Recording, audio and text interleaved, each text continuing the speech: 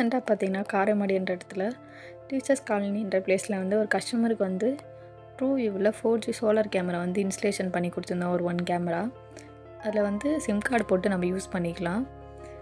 And வந்து இது solar பவர்னால work ஆகுது. இதில் வந்து 64GB மெமரி கார்டு போட்டுறதுனால கஸ்டமர் கேட்டதுனால போட்டு கொடுத்துருக்கோம். 64GB memory card. அண்ட் வந்து 64GB மெமரி கார்டு போட்டதுனால 13 days இருக்கும் பேக்கப் இருக்கும். அந்த கேமரா வந்து 355 ரொட்டேஷனில் நம்மளால் ரொட்டேட் பண்ணி பார்த்துக்க முடியும். ஸோ எதுக்காக 355ன்னு மென்ஷன் பண்ணுறோன்னா அந்த 5 டிகிரி வந்து அந்த போஸ்ட் வந்து நம்மளுக்கு மறைச்சிரும். ஸோ அதனால தான் அது மென்ஷன் பண்ணியிருக்கோம். ஸோ 13 daysக்கு அப்புறம் வந்து 50% வந்து ஃபுல் ரெக்கார்டிங் ஆகும். மிச்ச 15% மோஷன் மூமெண்ட் இருக்கும் போது ரெக்கார்டிங் ஆகும். தேங்க்ஸ் ஃபார் வாட்சிங்.